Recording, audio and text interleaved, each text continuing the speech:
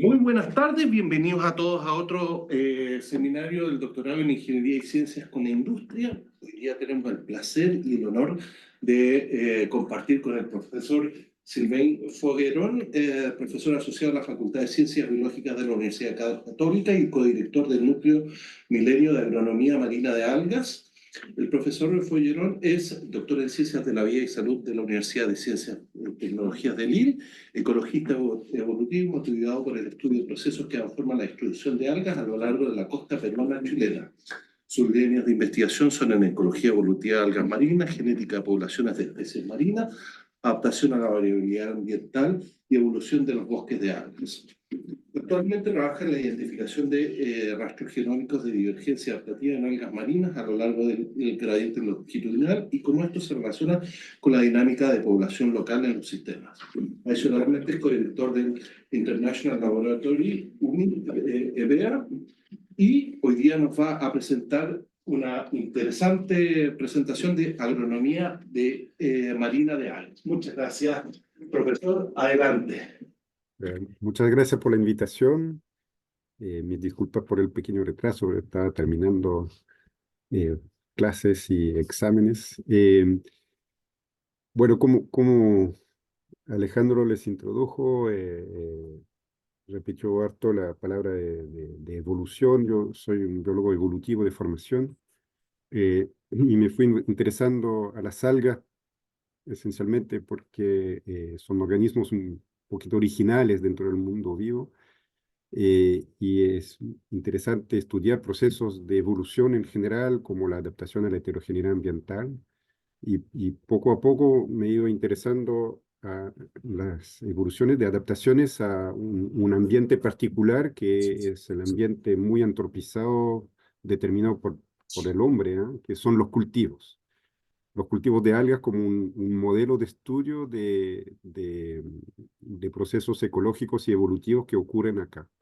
Lo que vemos ahí en la foto justamente es un bosque de algas, pero es un bosque artificial. Como ven, hay voy a quizás poner el puntero, opciones de puntero.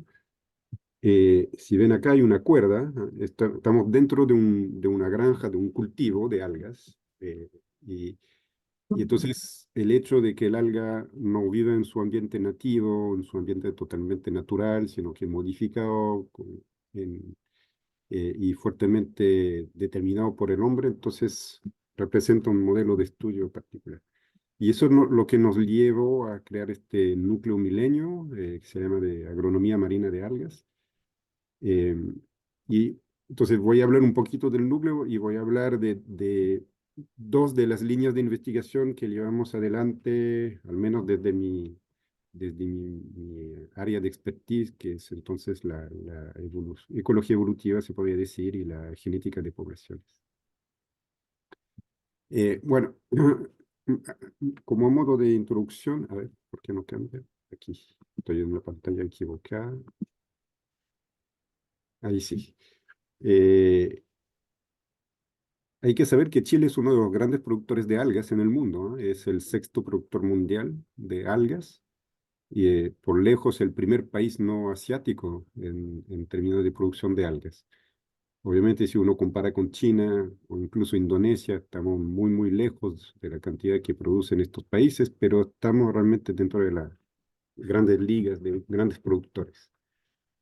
Eh, en términos de mercado, hay que saber que esto representa a nivel mundial billones de dólares.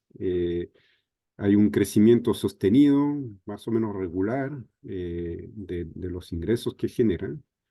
Eh, y curiosamente, en Chile es uno de los países donde se paga mejor por el kilo de alga. Hay un buen mercado, las fuentes varían un poco. Cernapesca reporta alrededor de $1.000 la tonelada de alga en la playa, que no es poco. La FAO reporta un poco más, pero en fin, estamos como en un orden de valores comparado con otros países en que realmente se paga bien por el kilo de alga. Eh, entonces, en este contexto, bueno, Chile produce algas de diferentes maneras, hay diferentes especies, lo que vemos aquí en esta en esa tabla son diferentes especies de algas que son objeto de comercialización. Entonces hay bastante diversidad. La que más representa en términos de biomasa son los güiros, lo que llamamos los güiros, que son esas grandes algas que se cosechan mucho, especialmente en el norte de Chile. Eh, Hay una gran diferencia, sí, entre Chile y el resto de los países que son productores de algas. La mayoría de los productores de algas obtienen su biomasa desde la acuicultura y Chile va completamente en contra de eso. Es decir, que prácticamente toda la biomasa que se reporta anualmente y que se exporta proviene de praderas naturales y muy poco proviene de cultivos. Si uno mira a nivel mundial, la tendencia es más o menos el 90% desde praderas, perdón, 90% desde cultivos y 10% desde praderas naturales. Entonces, Chile está totalmente invertido en esa tendencia, a pesar de que desarrolla cultivos de algas desde hace 45 años más o menos. Hay una historia eh, eh, antigua, no sé si es antigua, es relativo, pero digamos que existe una historia de producción de algas a través del cultivo. Dentro de las algas que se cultivan encontramos principalmente el pelillo, que lo que vemos acá, esa marea baja es una granja de pelillo cerca de Puerto Montt. Y como pueden ver en este gráfico, el cultivo se empezó a finales de los 70 con valores de biomasa que eran prácticamente insignificantes y a partir de los 2000 se empieza a disparar y actualmente entonces estamos en un periodo donde cada vez hay más interés en cultivar algas, pelillos y otras especies y se va entonces reforzando esta actividad nueva en Chile. Entonces es en ese contexto donde eh, es interesante ver cómo entonces las algas se enfrentan a un contexto que va cambiando rápidamente por su interacción creciente con el hombre. Y esos son un poco los estudios que hacemos en el laboratorio. Aquí les muestro un poco a qué se parece el cultivo del pelillo. Como pueden ver en la foto, son cultivos esencialmente artesanales, de pequeña escala. Muchas veces son concesiones de borde costero que están entregados a familias, a veces a sindicatos o cooperativas de pescadores que hacen un poquito de actividad de cultivo, pero en general son así como de relativamente pequeña escala, con poca tecnología, poco know-how, eh, pero funciona y hay muchos de estos en Chile en particular. Entonces, los tipos de preguntas evolutivas que podemos plantear ahí tienen que ver, bueno, si hay una interacción con el hombre, eventualmente es porque hay un proceso de domesticación. Eh, Cuando uno aborda las temáticas de domesticación en todas las especies terrestres que ya pasaron por un proceso de domesticación, entonces lo que hacemos es en realidad tratar de reconstruir un poco la historia evolutiva de los pasos que fueron eh, para llegar a lo que tenemos hoy, es decir, tratamos de inferir cómo fue hace 5.000 o 10.000 años atrás, cuando se empezó con el cultivo o la domesticación del perro, etcétera. Eh, la gracia con las algas es que estamos recién empezando la interacción con el hombre y recién empezando a domesticar. Entonces podemos realmente analizar las primeras etapas de un proceso de domesticación y podemos empezar a ver entonces qué tipo de indicadores o qué tipo de efectos genera la interacción con el hombre en la evolución de rasgos en el alga. Entonces el pelillo, si vuelvo un poquito atrás, el pelillo eh, funciona entonces como cultivo esencialmente porque no requiere mucho know-how, simplemente uno guarda una parte de la cosecha y lo vuelve a plantar como uno volvería a plantar papas. Es una propagación vegetativa de una parte de la cosecha que se vuelve a plantar. Aquí lo que vemos, por ejemplo, esas cuerdas, son cuerdas donde uno amarra un trozo de alga y lo deja crecer. y cuando se cosecha se arranca todo y se guarda una parte y se vuelve a enganchar una pequeña parte en las cuerdas para el siguiente ciclo de producción. Entonces, en ese tipo de propagación vegetativa, clonal si quieren, que es distinto de lo que pasa en las praderas naturales, donde hay un ciclo reproductivo sexual normal, empiezan a evolucionar ciertos rasgos que tienen que ver con las características de las algas. Una característica importante de las algas es que en, la, en el ciclo reproductivo sexual tenemos individuos diploides y individuos haploides. Eh, no sé cómo está su nivel de biología, pero típicamente nosotros, los animales, las plantas, cuando somos todos diploides, es decir, tenemos pares de cromosoma, y cuando nos reproducimos a través de la meiosis, lo que producimos son gametos que son haploides y que se fusionan y restablecen la diploidía y forman nuevos individuos, ¿eh? Y tenemos este concepto de que entonces un individuo siempre es un individuo diploide y se reproduce a través de gametos. Bueno, en las algas es un poco diferente. Las algas diploides, cuando hacen la meiosis, en realidad no producen gametos, sino que producen esporas que dan lugar a nuevos individuos que son haploides y que son los machos y las hembras. Y ellos, a su vez, producen los gametos y se fecundan. Entonces, en una población típica de algas, encontramos tres tipos de individuos: los machos y las hembras y el individuo diploide. Y los tres son necesarios para completar el ciclo reproductivo. Entonces, cuando vamos a una pradera natural, aquí en verde a la derecha, encontramos que aproximadamente la mitad de los individuos son haploides y la mitad de los individuos son diploides. Y eso hay variabilidad porque, bueno, ciertas poblaciones tienen un poco más, un poco menos de uno o del otro. Pero en general están los dos porque se necesitan los dos para completar el ciclo reproductivo sexual. En los cultivos vemos una cosa que nos llamó mucho la atención al principio, que es que, por ejemplo, desaparecen los haploides y solo hay diploides.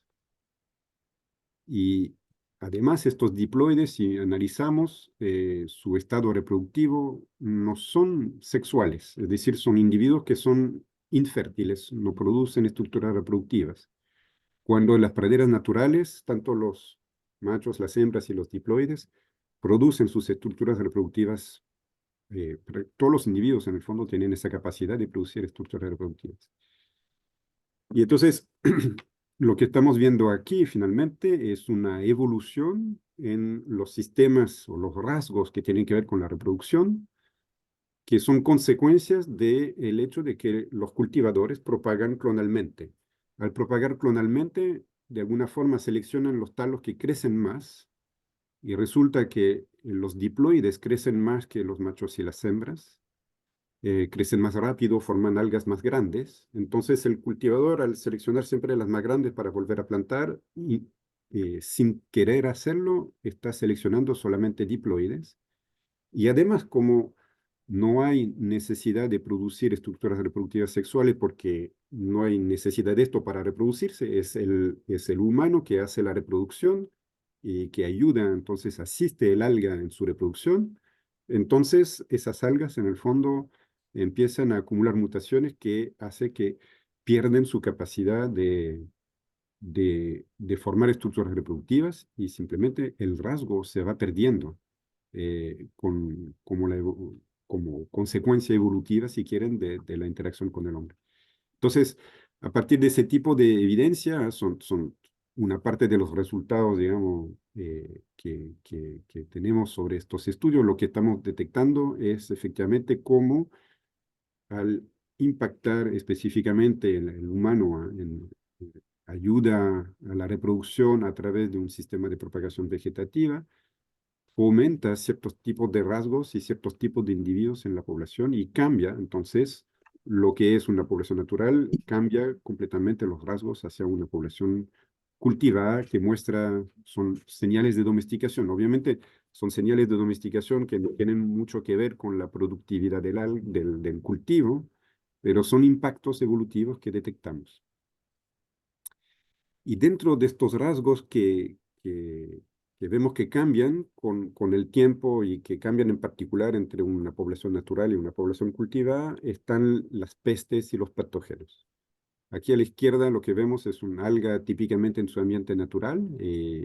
Como ven, el pelillo es como una especie de espagueti y está limpia, a diferencia de un alga a la derecha que saqué de un cultivo y donde el pelillo en sí es esta línea negra oscura que vemos acá y todo el resto son otras algas que crecen encima, ¿ah? Y que generan eventualmente un daño sobre el alga o al menos alteran la calidad de la biomasa y la velocidad de crecimiento del alga.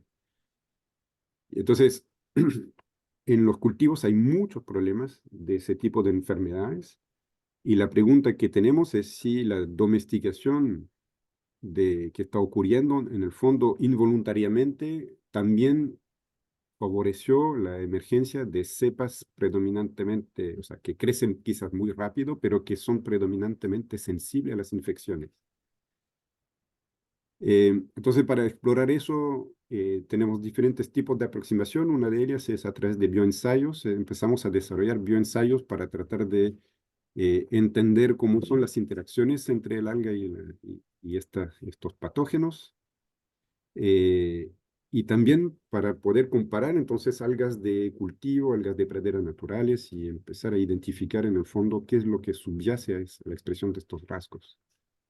Entonces, un típico ensayo, lo que hacemos es que pescamos el alga, inoculamos con algún organismo. Aquí lo que vemos acá es la espora de otra especie de alga que va a crecer encima. Y analizamos después cómo estas esporas crecen, se desarrollan o no en la superficie. Aquí a la derecha vemos arriba un alga susceptible donde entonces está ese organismo que forma una especie de costra y que, si se fijan, empieza a degradar. Perdón, eso es un corte transversal en microscopía. Vemos el interior del alga.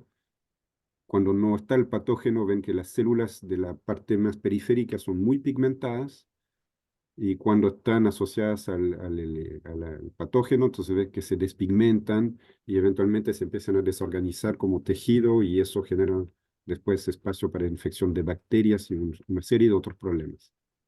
Entonces, una cepa típicamente susceptible es una cepa que va a dejar que crezca este patógeno en su superficie y una cepa resistente es una cepa que va a permitir que llegue el patógeno, pero le va a reprimir su desarrollo. Y entonces empezamos a detectar así diferentes rasgos que permiten separar categorías de cepas resistentes y sensibles. Eh, Hicimos diferentes tipos de estudio para tratar de entender cuáles son los mecanismos moleculares o bioquímicos subyacentes, por ejemplo, explorando el contenido en compuestos fenólicos, que son supuestamente compuestos que ayudan a repeler otros organismos, donde no detectamos en realidad diferencias entre las cepas naturales y las cultivadas, no detectamos entre resistente y sensible. Entonces, hay compuestos que claramente no juegan ningún rol y otros compuestos como, por ejemplo, derivados del ácido araquidónico, que es una molécula bastante común en plantas, pero que también encontramos en pequeñas cantidades en esas algas. El ácido araquidónico ahí se oxida y se transforma en aldehídos, y estos aldehídos, que son esas moléculas ahí, HETE, son las que juegan un rol en activar mecanismos de defensa. Y no todas las algas tienen la capacidad, ya sea de producir estas moléculas o de ser sensible a la presencia de esas moléculas y entonces de activar mecanismos de defensa. Entonces, se logra identificar mecanismos que permiten explicar la resistencia. También hay estudios más recientes, esto todavía no está publicado, pero son un estudiante magíster que logró identificar genes que se expresan en función de si es una cepa resistente o sensible, y podemos identificar entonces esos genes y tratar de entender las funciones que se activan en las cepas resistentes. Y lo que vemos en general es que hay una cantidad muy menor de genes que se activan en las cepas susceptibles, como que perdieron la capacidad de activar ciertas vías metabólicas importantes y por eso son susceptibles a los pestes y patógenos. Entonces, lo que estamos haciendo ahora es tratar de relacionar estas diferencias en términos de fisiología, de respuesta a las enfermedades, de los compuestos moleculares o genéticos que están detrás y tratar de entender si es que esto es una consecuencia de la interacción con el hombre o simplemente la mala suerte de tener algunas cepas que se pueden infectar fácilmente en los cultivos. Eh, Otro tipo de investigación que hacemos asociado a esto es lo que tiene que ver con las interfaces entre esos organismos. Cuando uno hace un corte transversal, entonces, aquí lo que vemos abajo son las células del alga y arriba es un corte transversal en microscopía electrónica donde vemos la célula del patógeno que se está desarrollando sobre la superficie del alga. La línea oscura aquí representa la cutícula, es decir, la piel, si quieren, del alga, la parte que delimita el exterior. Y en negro acá son bacterias que se desarrollan en esa interfase. O sea, en el fondo, todos estos organismos que vemos acá son bacterias que se desarrollan acá. Aquí otro ejemplo donde también hay bacterias que se van desarrollando. Las bacterias para las algas es más o menos lo mismo que para nosotros, es decir, es una biopelícula, se ha llamado la segunda piel, ayuda muchísimo a los organismos a vivir. Nosotros, por ejemplo, si nos quitamos las bacterias del intestino, nos morimos inmediatamente. Eh, Necesitamos las bacterias para poder digerir el alimento. Aquí hay un rol muy similar en las algas, ¿ah? Hay una biopelícula de bacterias que ayuda a regular muchas interacciones del alga con su medio externo, incluyendo entonces, pensamos, ¿ah? Con los patógenos. Y entonces, lo que estamos investigando ahora es ver si es que el hombre, al seleccionar ciertos tipos de alga, en colocarlo en un ambiente diferente de su ambiente nativo, no habría eventualmente modificado la comunidad microbiana y esto es lo que podría explicar la presencia anormalmente alta de tantos patógenos en los cultivos.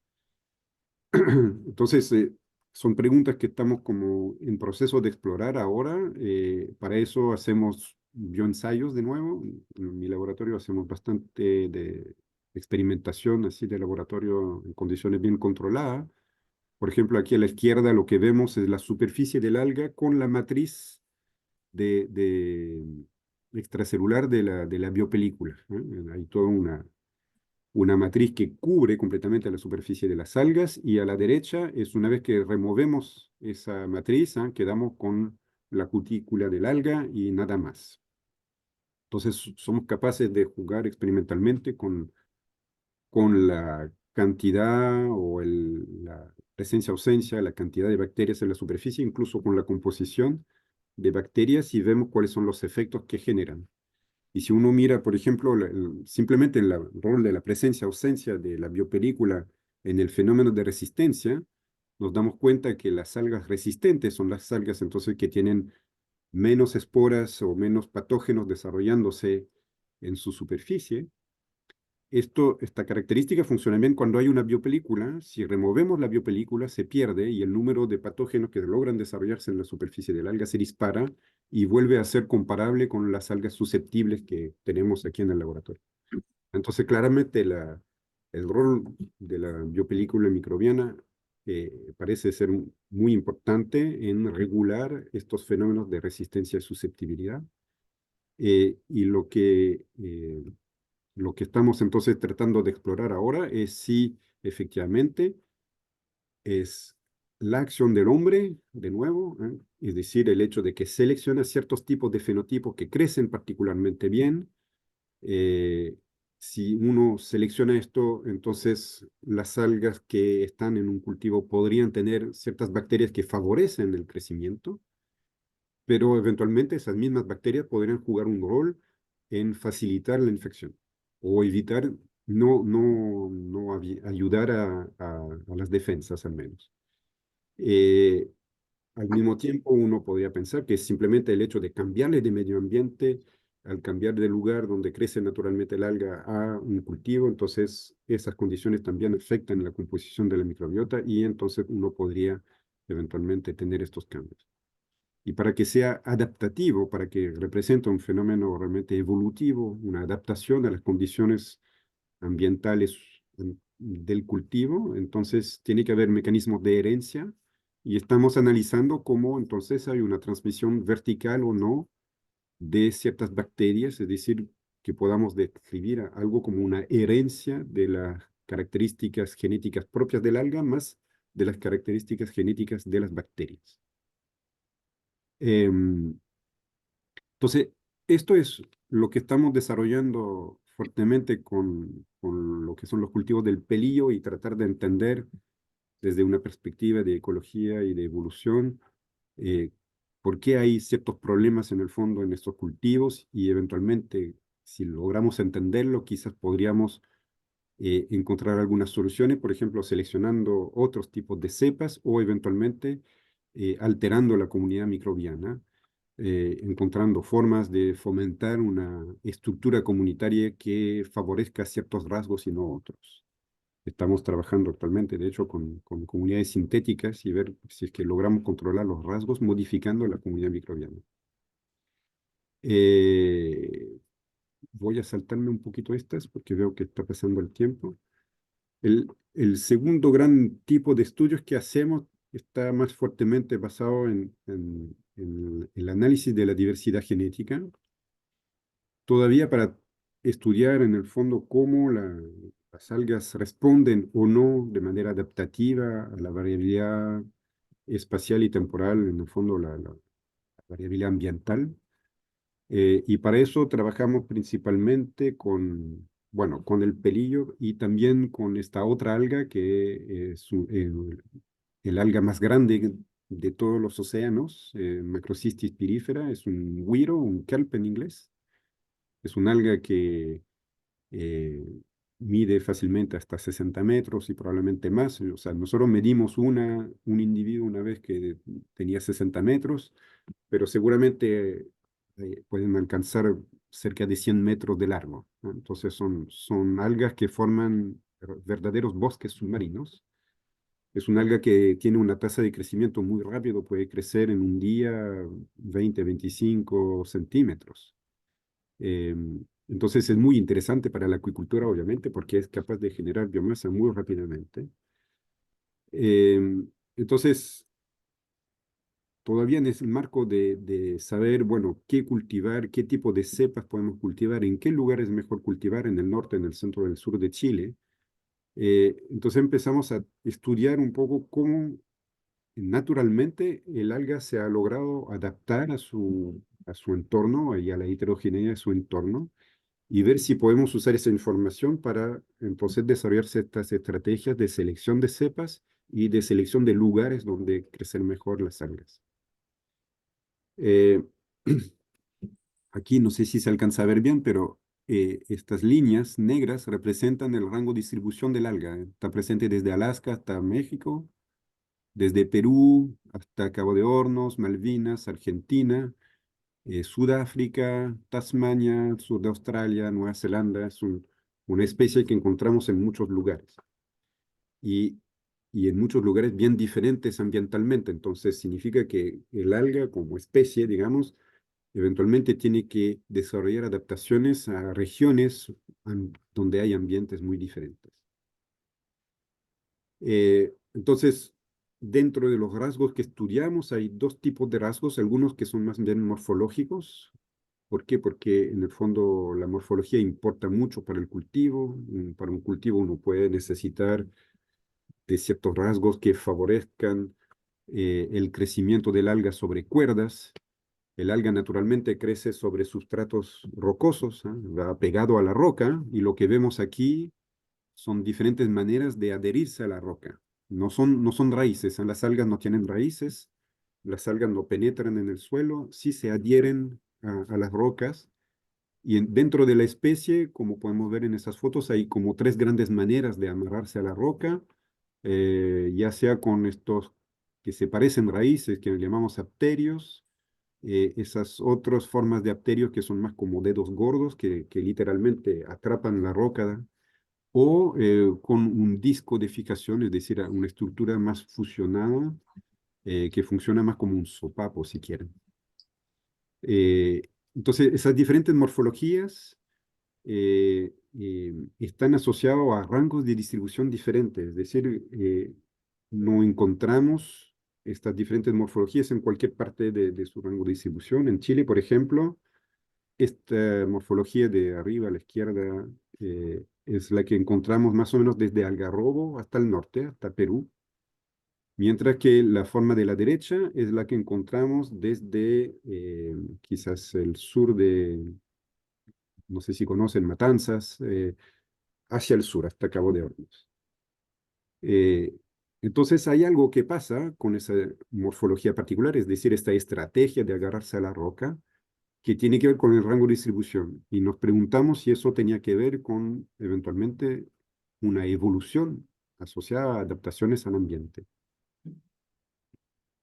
Entonces empezamos a estudiar la composición genética de diferentes poblaciones. Entonces partimos con un estudio muy global, así mostrando, por ejemplo, desde Alaska hasta el sur de Chile, hasta Nueva Zelanda, etcétera, cómo la diversidad genética se reparte entre todas esas grandes macroregiones, donde podemos ver entonces que Alaska es claramente una composición diferente del resto, donde podemos ver que Perú tiene una poblaciones diferentes, donde todo el Pacífico Sur en realidad es muy homogéneo en cuanto a diversidad genética, y eso probablemente porque los individuos circulan relativamente fácilmente. El güiro este es un alga que flota y que puede viajar con las corrientes.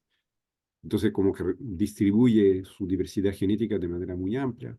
Y a partir de ahí empezamos a analizar cómo la repartición de esa diversidad genética se correlaciona con ciertos rasgos de estos crampones de fijación y de otras características morfológicas como el número de hojas, el largo de las hojas, el ancho de las hojas, en fin, rasgos que son eventualmente interesantes para la producción de biomasa en un cultivo.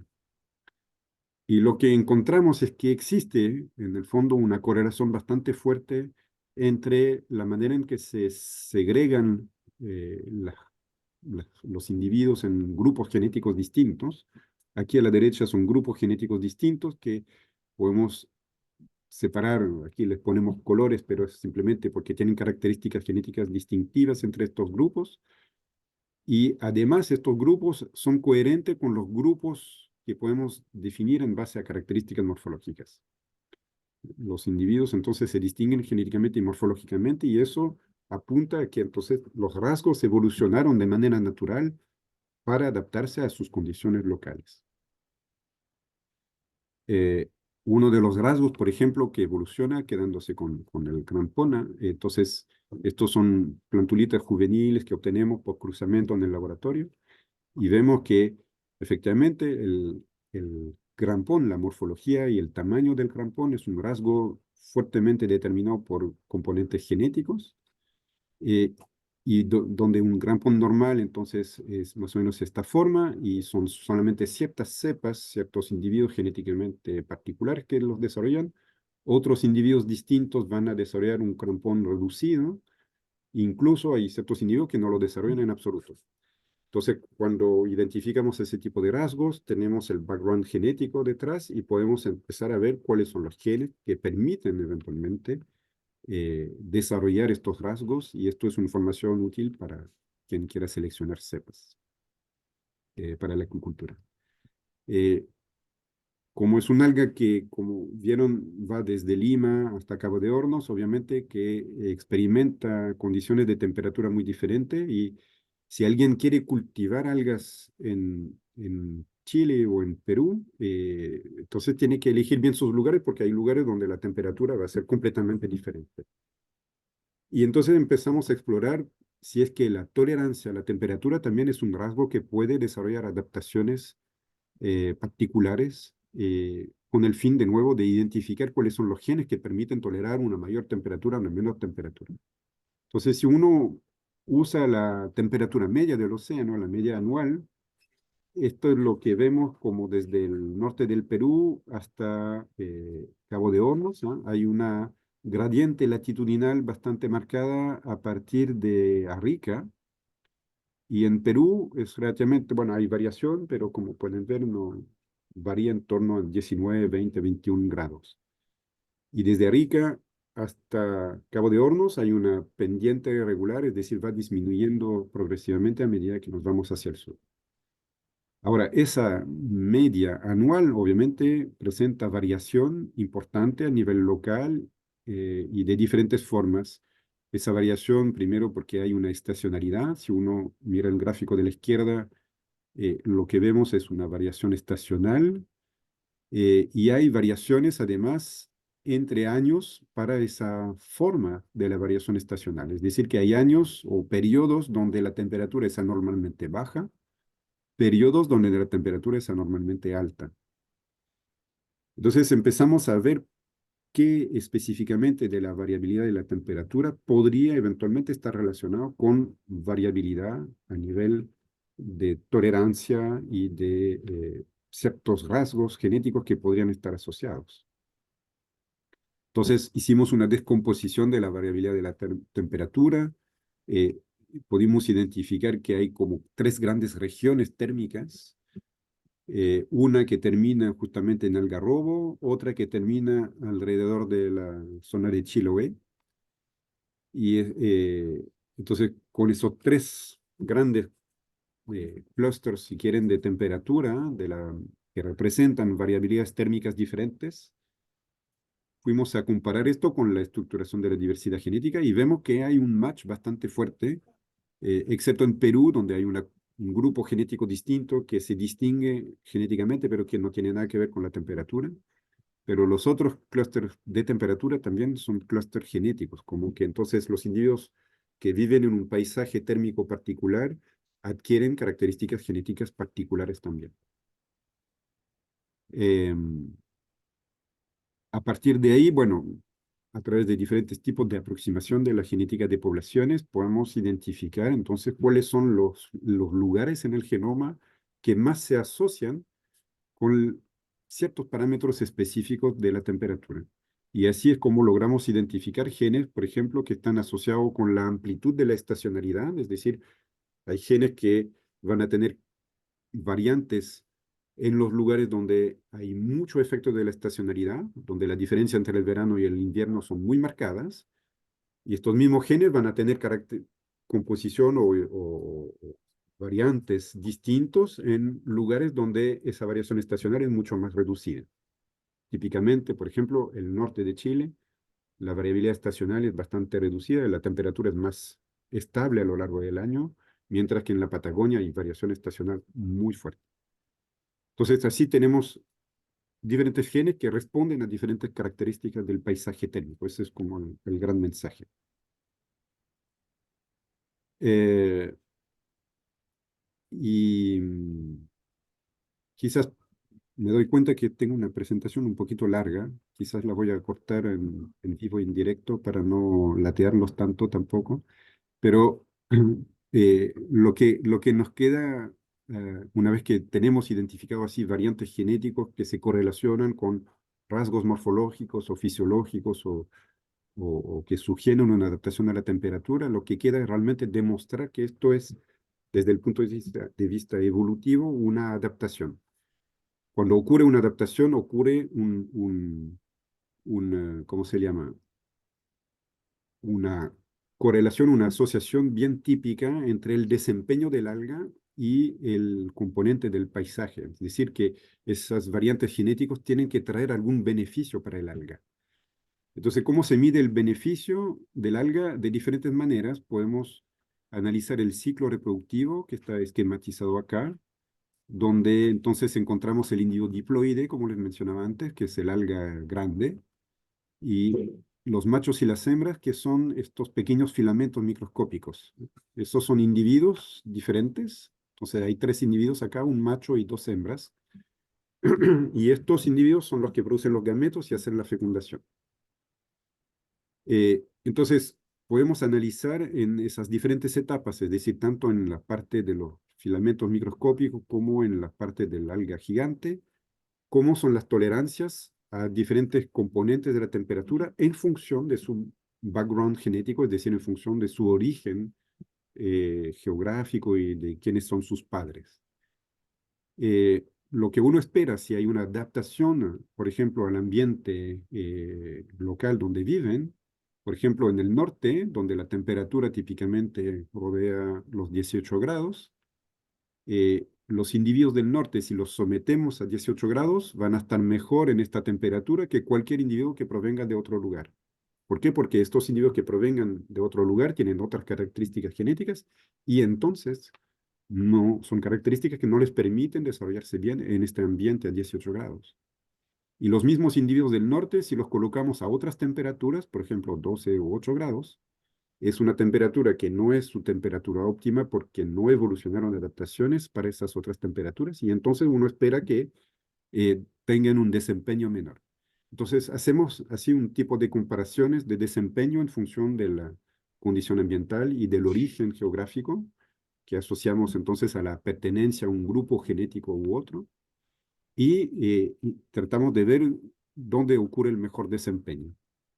Entonces, esto es a través de experimentos un poquito grandes y complejos porque hay que completar el ciclo reproductivo de una forma particular, hay que obtener en el fondo los filamentos, machos y hembras, hay que someterlos eventualmente a un cruzamiento, someterlos a diferentes temperaturas, son experimentos que nos tomaron varios años de completar, pero los resultados son que eventualmente, si se, quedémonos con el gráfico abajo a la izquierda, que es el que permite mostrar que las algas cuando están en la condición del lugar donde nacieron, es decir, donde viven sus padres, heredaron características que les permiten crecer de manera óptima en este ambiente y son las algas que tienen entonces el menor impacto negativo. Aquí está expresado en un costo. Lo que queríamos era estimar cuál es el costo de cultivar un alga en un lugar diferente de su región. Entonces, cuando cultivamos el alga en su región de origen o en las condiciones ambientales de su región de origen, tienen un costo muy bajo y cuando las sometemos a otro tipo de condición, entonces hay un costo muy alto, ¿no? Y esto lo podemos asociar entonces con el fenómeno de adaptación. Eh, este mismo fenómeno se puede abordar a través de cruzamientos si los individuos que viven en una región tienen características genéticas que les confieren adaptación a este ambiente particular. Entonces, es bueno que las características genéticas no se mezclen con otra región. Es decir, si hacemos cruzamiento intrarregional, que aquí se llama inbred, retenemos todas las características genéticas al momento de la reproducción, se quedan juntas y mantenemos entonces, teóricamente, fenotipos óptimos. Mientras que si cruzamos individuos de diferentes regiones, vamos a mezclar genéticamente peras con manzana y vamos a obtener entonces un híbrido que no estará ni bien adaptado a una condición ni a la otra. Entonces, explorar ese tipo de hipótesis evolutivas respecto a la adaptación se puede hacer a través de ese tipo de cruzamiento.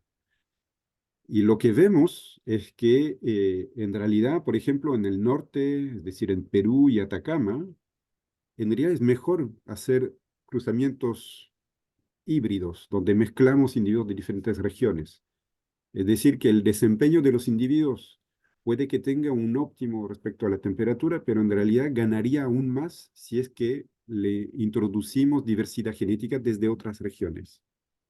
A diferencia de lo que pasa, por ejemplo, en la región de Magallanes, donde si hacemos cruzamiento entre individuos de Magallanes, son los individuos que van a tener, son las progenies en el fondo que van a tener el mejor desempeño, mientras que si generamos híbridos, estos prácticamente pierden la mitad de la tasa de crecimiento, de la capacidad de producir estructuras reproductivas, etcétera.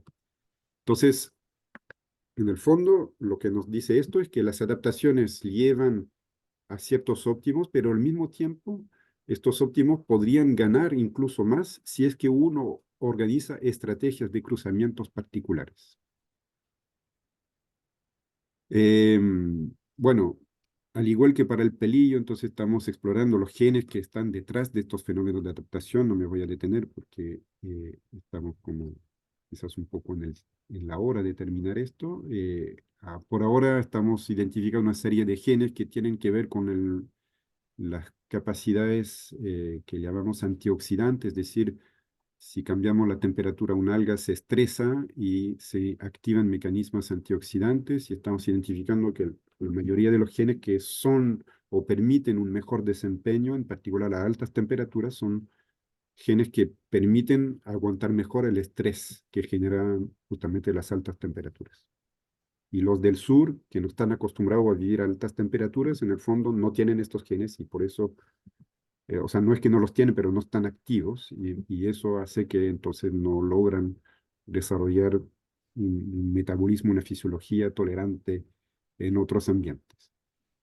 Em, entonces, si vuelvo con ese tipo de aproximación a lo que es el cultivo mismo del pelillo, aquí, no del pelillo, del güiro. Aquí vemos fotos que son sacadas de la zona de Chiloé, con experimentos de cultivo a relativamente grande escala, se cultivaron varias hectáreas y se pudo medir ¿cómo se llama? La productividad de esos diferentes centros en función de las características ambientales locales o en función del tipo de variantes genéticos que se lograba cultivar. Y como pueden ver, hay cierta variabilidad, es decir, hay condiciones, ambientes, etcétera, que favorecen una productividad muy baja, otros un poco más y algunos claramente le ganan a todos, o sea, podemos tener eh, casi 4 veces más, digamos, en función de qué estamos cultivando dónde en términos de productividad. Entonces, es un poco las pistas que estamos explorando, es decir, usar la información que viene desde la parte más teórica de la biología evolutiva, de la parte más genética, si quieren, y tratar de aplicar esto después a lo, a lo que es la producción misma y entonces hacer un equivalente de agronomía marina para las algas. Entonces, esto es el núcleo milenio nuestro, es un grupo de gente que aporta desde diferentes disciplinas para tratar de ver cómo fomentar la productividad de las algas en el mar. Entonces, yo aporto desde la biología y la ecología evolutiva y hay otra genetista en nuestro equipo, hay gente que trabaja más en el área microbiológica para entender el rol de la biopelícula. Hay personas que son más del área de la fisiología de las algas. Nuestra directora que viene del mundo de las empresas y que ha trabajado mucho en generar sistemas productivos para empresas que querían cultivar algas y finalmente una matemática que nos ayuda a modelar un poco esa fisiología de algas y ver cómo maximizar en función de ciertos variantes genéticos del alga, en función de cierta composición de la microbiota o en función de parámetros ambientales.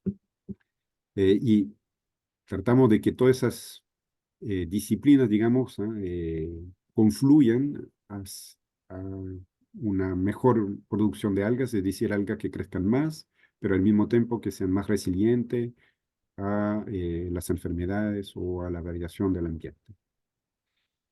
Eh, Me voy a detener acá, estoy para que podamos tener un tiempito de conversación si quieren. Muchas gracias. Agradecemos la excelente presentación. Abrimos para preguntas. Salud. A ver, adelante. Hola, no sé si me escuchan bien. Sí, sí, muy bien. Soy Eduardo González del DC. Quería hacer una consulta asociada principalmente a si se ha visto la variación que pueden tener estos organismos asociados a fenómenos más bien de corrientes locales en sectores a lo largo de Chile. Si bien, claro, la variación estacional que tiene la temperatura y ciertos fenómenos de surgencias costeras que tenemos generan ciertos fenómenos adaptativos, no sé si habrá un cambio, me imagino que sí, adaptativo o evolutivo de la alga asociado a cambios en sectores de distintas correntías o cambios de salinidad y densidad, no sé. Eso, si se ha mirado un poquito hacia allá. Entonces, esos están como en curso todavía, es decir, por ahora tenemos parte de los resultados que les mostré tienen que ver con la correlación entre variantes genéticos y ciertos parámetros de la variabilidad térmica.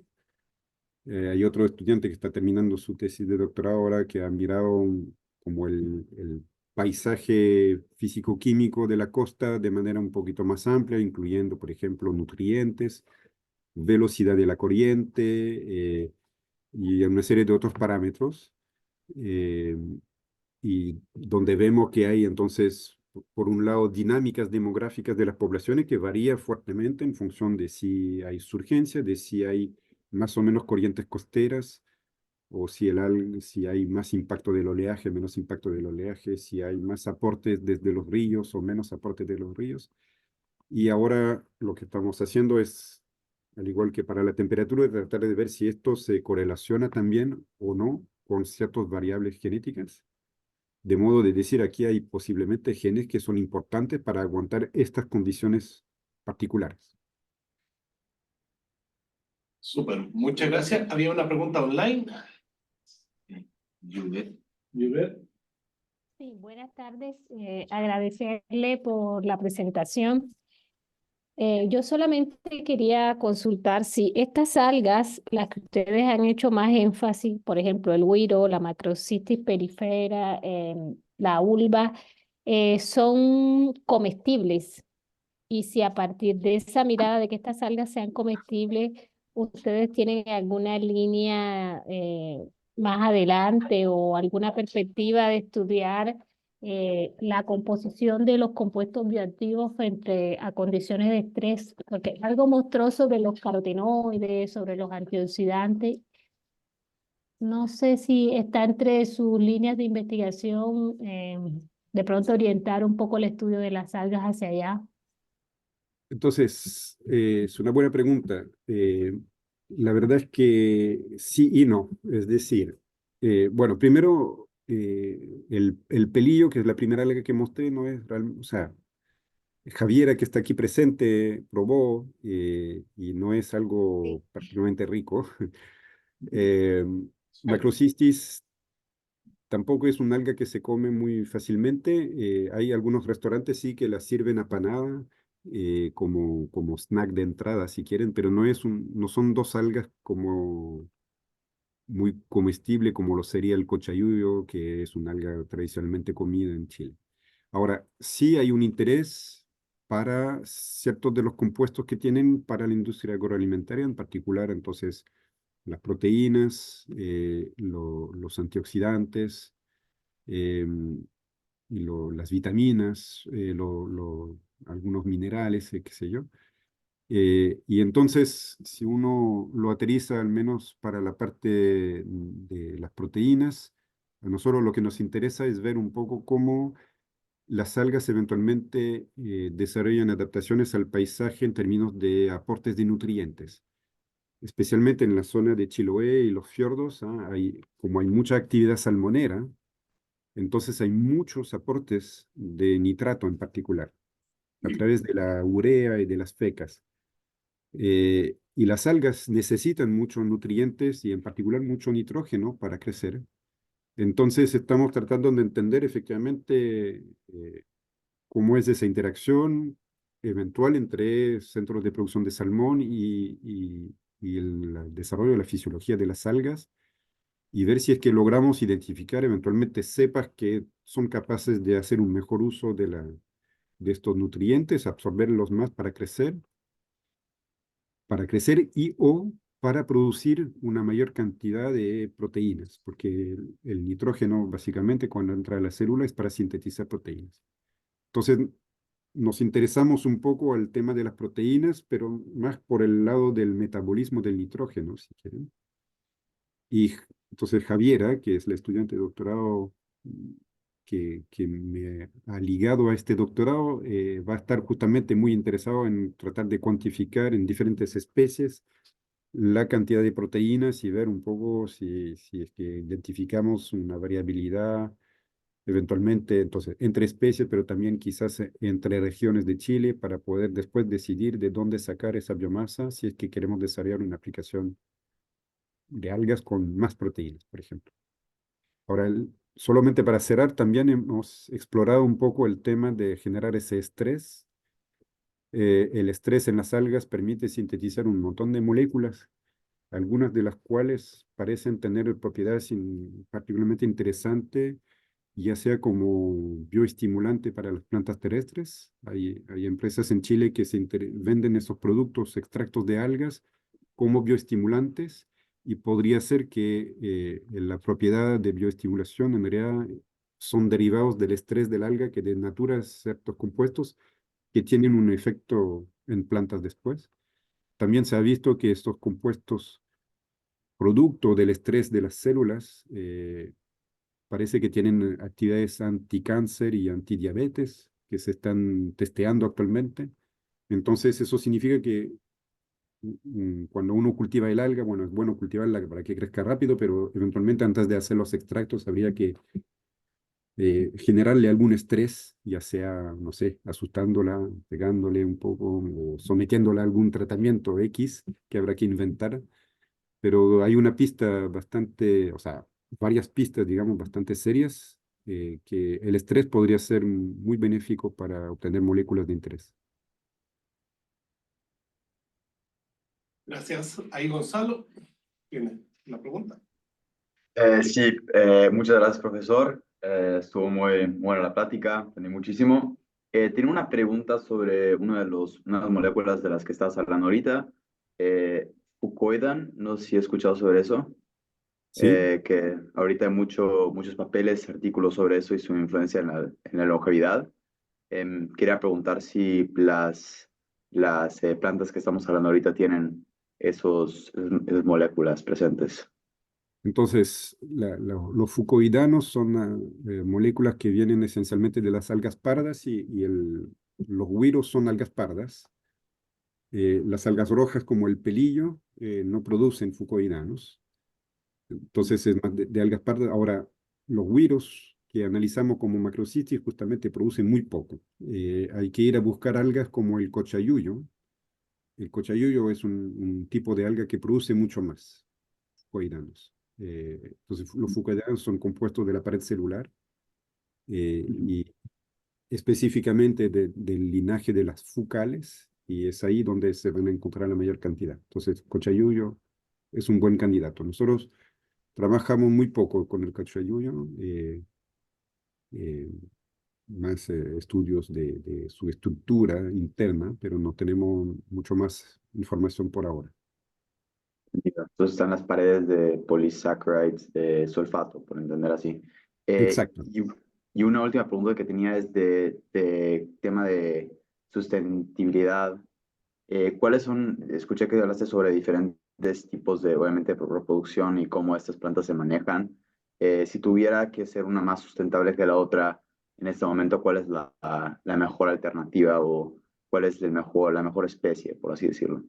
La mejor especie depende un poco del tipo de uso, porque cada grupo de alga tiene características distintas en el sentido de que, por ejemplo, uno de los principales usos de las algas, además de la alimentación directa, pero son, por ejemplo, el alga nori para los sushi. Hay una producción absolutamente gigante en Asia de alga nori para la alimentación mundial. Eh, pero en general, eh, eh, el grueso del uso de las algas es para los polisacáridos justamente de su pared celular. Y entonces cada linaje de alga, cada linaje evolutivo produce polisacáridos completamente diferentes. Entonces, Macrocystis produce principalmente alginato, el cochayuyo va a producir alginato, pero también fucoidanos en gran cantidad, el pelillo produce agar y otras algas van a producir carrageenanos y etcétera. Entonces, si uno quiere obtener agar, va a elegir un tipo de alga que produce agar. Si uno quiere otras cosas, entonces se decide un poco de esa forma qué alga cultivar. Ahora, hoy día, como también, además de estos polisacáridos, hay un interés en la diversificación de usos, porque nos damos cuenta que hay otras moléculas, además de los polisacáridos, que juegan un rol potencialmente interesante. Entonces hay estos intereses de hacer coextracciones. Por ejemplo, coextraer proteínas con antioxidantes. Y de esa manera el extracto de proteína puede estar eventualmente protegido hasta que se use en alguna preparación X. o extraer ciertos pigmentos o extraer ciertas cosas. Y hay muchos esfuerzos que se hacen para hacer entonces una especie de protocolo de biorefinería donde uno va sacando diferentes productos a medida que va tratando la biomasa para aprovechar esa diversidad de moléculas que hay. No sé si estoy respondiendo bien a tu pregunta, pero No, por sí, ahí va un poco la manera definitivamente. en que se eligen las algas. Entonces no es que hay una Sí, que es mejor que otra, depende del tipo de uso, del tipo de molécula que uno quiere extraer. perfecto. Muchas gracias. Muchas gracias, Gonzalo. Javiera. Sí, gracias profesor por su presentación. Yo tenía una consulta en la parte final donde habla sobre los híbridos y qué es lo mejor para crecer en distintos ambientes. Por ejemplo, en la zona norte de Atacama mencionó que eran mejor los híbridos que solamente cruzamientos entre una misma especie. Y mi pregunta va a cómo yo sé o cómo yo logro predecir cuál va a ser mejor en cada región. Por ejemplo, si yo quisiera em, proyectar un cultivo en una región que no he estudiado, tendría que hacerlo mediante algún tipo de modelamiento matemático o solamente tendría que hacer la prueba y error. ¿Cómo yo sé qué es lo que más me conviene en ese caso? Eh, sí, bueno, una pregunta. A ver, obviamente que lo ideal es tener estudios previos que te ayuden a orientar, obviamente, qué cultivar dónde, y eso es un poco el fin de estos estudios. O sea, a mí me interesa, obviamente, la parte más fundamental de entender los procesos evolutivos y ecológicos que están ocurriendo, pero eh, eh, trato siempre de orientar esas preguntas hacia, bueno, cómo esto podría servir para eventualmente la acuicultura. Entonces, aquí lo que hicimos fue literalmente de barrer todo Chile. Tenemos un poco más de 50 sitios donde colectamos individuos y que trajimos al laboratorio y empezamos a medirles cosas, ya sea genéticas o fisiológicas, en función de diferentes parámetros ambientales. Y eso nos permite entonces tener respuestas a nivel regional, a nivel de una población particular. Podemos ver, por ejemplo, que hay poblaciones, incluso en el norte, hay ciertas poblaciones que se comportan de manera diferente de otras en términos de su desempeño frente a, qué sé yo, altas temperaturas u otras cosas. Y así uno empieza a elaborar un catálogo de combinaciones de variantes genéticos versus respuestas a variabilidad ambiental. Entonces, eso es algo que se está construyendo y que permite entender mejor lo que es la diversidad de la especie y eventualmente cómo la diversidad del paisaje podría ser relevante a la hora de decidir qué cultivar dónde. Eh, ahora, entonces, como ves, son muchos experimentos que efectivamente habría que conducir. La aproximación alternativa es la que estamos como desarrollando a partir de toda esa información genética y qué es lo que desarrollamos con nuestra colega más matemática, que es de tratar de desarrollar un modelo de redes metabólicas y donde podemos entender en el fondo cómo se sintetizan diferentes biomoléculas en función de lo que puede entrar dentro de la célula y cómo esto eventualmente se traduce en un crecimiento o una resiliencia frente a un estrés o lo que sea. Tener un modelo que nos permite entender entonces cómo diferentes genes contribuyen o no a la expresión de una vida metabólica en función de una condición ambiental diferente. La construcción de este modelo, entonces eso existe para organismos modelos, en plantas terrestres en particular, en algas está todavía muy en pañales, pero estamos entonces generando esto con el objetivo de eventualmente entonces tener un catálogo de variantes genéticos y decir, si yo pongo este variante genético en este ambiente y le meto, no sé, mucho amonio, mucho nitrato, entonces debería entrar y activarse una serie de vías metabólicas que apuntan a la síntesis de ciertos aminoácidos y debería crecer de esta forma. Este modelo obviamente no es más que un modelo mientras uno no lo testea. Entonces después viene la prueba, que es equivalente a una prueba de campo para los agrónomos. Es decir, uno organiza algo y lo testea en condiciones reales. Pero esperamos que eso a nosotros nos ayudará mucho a entender el funcionamiento biológico de estos organismos, pero aparte debería ayudar a generar un catálogo donde uno puede decir, ya, yo necesito estas condiciones, estas vías metabólicas, entonces voy y busco en el catálogo y lo uso de esta forma. Ojalá lleguemos a algo parecido a eso. Muchas Gracias. gracias, Efraín, por tu excelente presentación. Agradecemos infinitamente tu tiempo y la dedicación y felicitamos por el excelente trabajo y agradecemos por tu tiempo en esta presentación. Así que muchas gracias, felicitaciones. Muchas gracias, Alejandro, por la invitación. Y bueno, espero que nos veamos en persona en algún momento. Yo creo que debería ser posible. Veo que están las famosas pizzas ahí. Me perdí. Absolutamente, esperamos tenerte acá y con las pizzas y todo, así que gracias y los invitamos la próxima semana para otro seminario. Así que nuevamente muchas gracias y nos vemos. Adiós. Bueno, hasta luego.